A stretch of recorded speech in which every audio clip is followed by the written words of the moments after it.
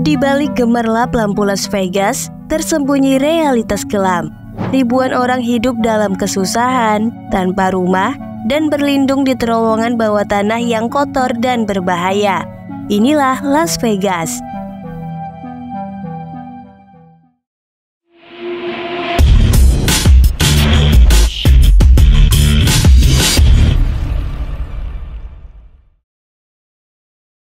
Hai sobat anak kuliah, balik lagi nih sama Mimin di channel YouTube Anak Kuliah.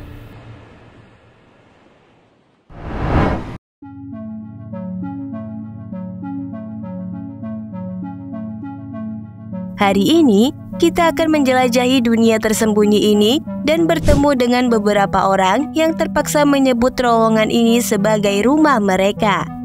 Kita akan mendengarkan kisah mereka tentang bagaimana mereka bisa sampai di sini dan apa yang mereka perjuangkan. Siapa yang tak kenal dengan gemerlapnya kota Las Vegas, Nevada?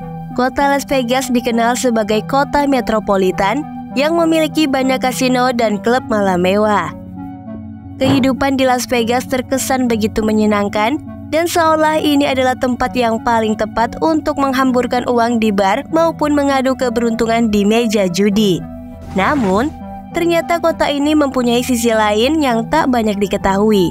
Siapa sangka, ternyata di balik gemerlapnya kota Las Vegas, banyak warganya yang tunawisma dan tinggal di dalam terowongan selama bertahun-tahun. Nah, ini dia fakta menarik tentang kehidupan menyedihkan masyarakat tunawisma di terowongan bawah tanah Las Vegas.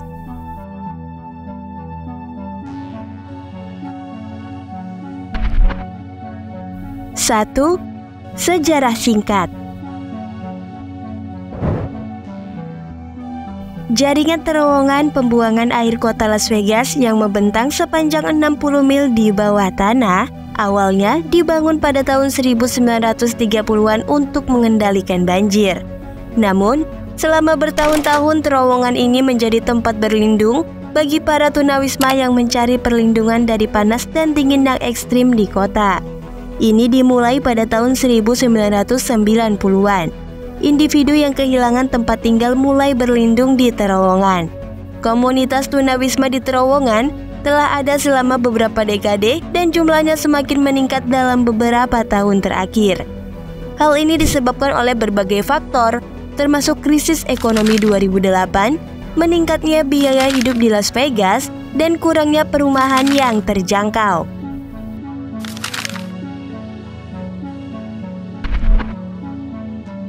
Dua, populasi.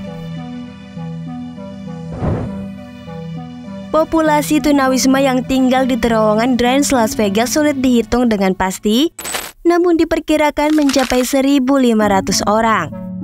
Mereka tinggal di terowongan karena berbagai alasan, termasuk kurangnya tempat tinggal yang terjangkau, penyakit mental, kecanduan, dan kesulitan mencari pekerjaan.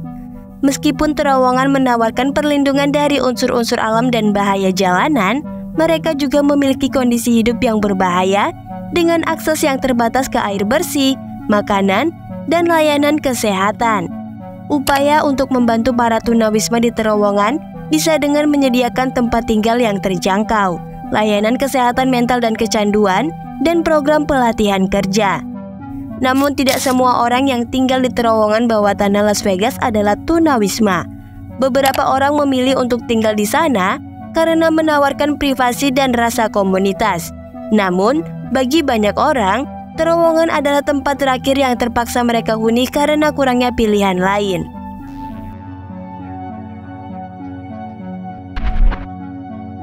Tiga, kondisi kehidupan. Kehidupan di terowongan bawah tanah Las Vegas sangatlah sulit dan berbahaya. Terowongan ini gelap, lembab, dan kotor dengan ventilasi yang minim. Baunya pun menyengat karena sampah dan air limbah yang menggenang. Para tunawisma yang tinggal di sana harus menghadapi berbagai bahaya kesehatan seperti penyakit pernapasan, infeksi kulit, dan paparan zat berbahaya. Mereka juga berisiko terkena banjir saat hujan deras. Keamanan pun menjadi masalah besar. Terowongan ini menjadi tempat kejahatan dan kekerasan, dan para penghuninya sering menjadi korban pelecehan dan eksploitasi.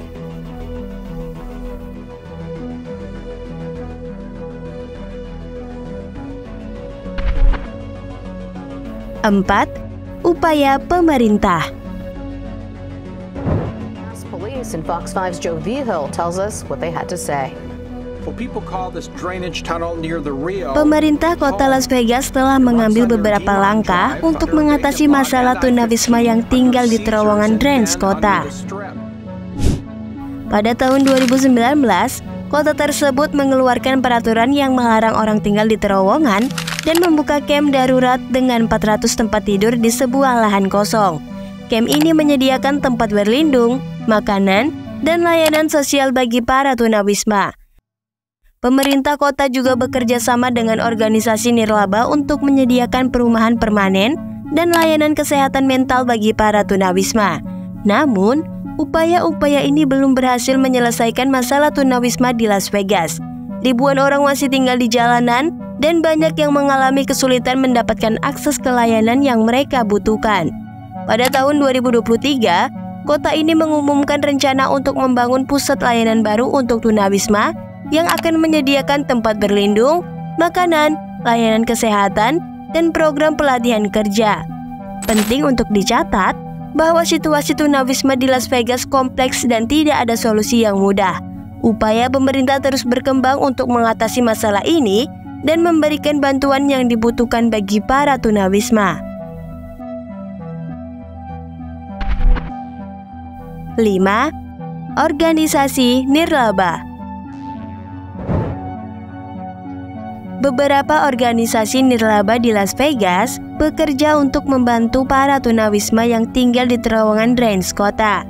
Salah satu organisasi tersebut adalah Nevada Homeless Alliance yang menyediakan tempat penampungan, makanan, dan layanan kesehatan bagi para tunawisma. Mereka juga bekerja untuk mengadvokasi kebijakan yang bertujuan untuk mengatasi tunawisma.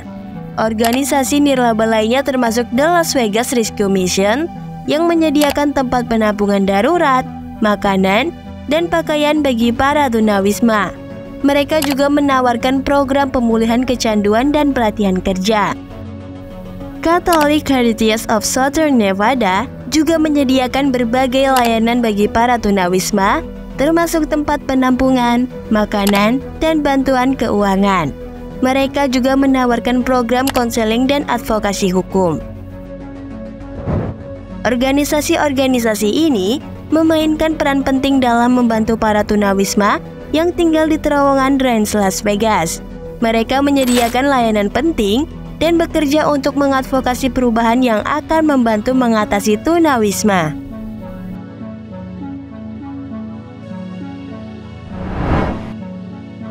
Jadi guys, itulah tadi tentang sisi lain kota Las Vegas. Nah, Mimin akan rangkum pembahasan kita tadi ya. Las Vegas dikenal sebagai kota metropolitan yang memiliki banyak kasino dan klub malam mewah. Namun, ternyata kota ini mempunyai sisi lain yang kelam. Siapa sangka, Las Vegas memiliki banyak tunawisma yang tinggal di dalam terowongan selama bertahun-tahun. Hal ini dimulai sejak tahun 1990-an, yang mana banyak orang yang kehilangan rumah dan memilih tinggal di terowongan. Seiring berjalannya waktu, krisis ekonomi yang terjadi pada tahun 2008 membuat jumlah tunawisma semakin meningkat.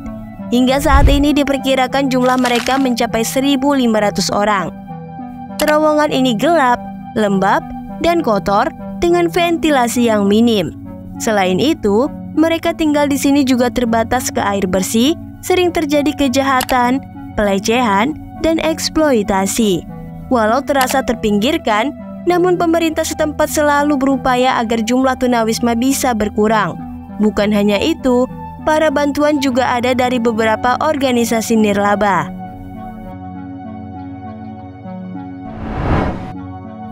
Nah, itulah tadi tentang Las Vegas, Nevada. Kehidupan mereka yang penuh keterbatasan dan perjuangan menjadi pengingat bahwa di balik gemerlap kota, masih ada sisi lain yang perlu mendapatkan perhatian. Namun di tengah kesedihan, secercah harapan pun mulai terlihat. Berkat upaya organisasi nirlaba dan komunitas lokal, para tunawisma di Las Vegas mulai mendapatkan bantuan dan dukungan, tempat penampungan darurat, program rehabilitasi, dan peluang kerja mulai tersedia, menawarkan mereka kesempatan untuk bangkit dari keterpurukan. Kisah para tunawisma di Las Vegas adalah pengingat bahwa di balik setiap individu terdapat cerita dan perjuangan yang unik. Yuk kita bersama-sama ubah sisi lain Las Vegas ini menjadi cerita penuh inspirasi, di mana setiap orang memiliki kesempatan untuk hidup dengan bermartabat dan penuh harapan. Jadi sekian dulu video hari ini. Kalau kamu suka video ini boleh like dan share, serta jangan lupa juga untuk subscribe channel YouTube kita ya. Sampai jumpa di video selanjutnya. Tetap semangat dan teruslah belajar.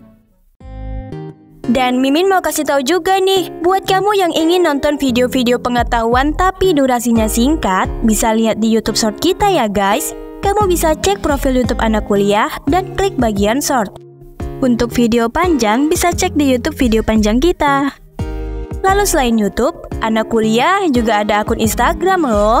Nama username Instagramnya Anak Kuliah. Dan selain itu, kita juga ada akun TikTok dengan berbagai tutorial menarik. Jadi pastikan kamu subscribe akun YouTube kita dan follow akun Instagram serta TikTok kita ya. See you!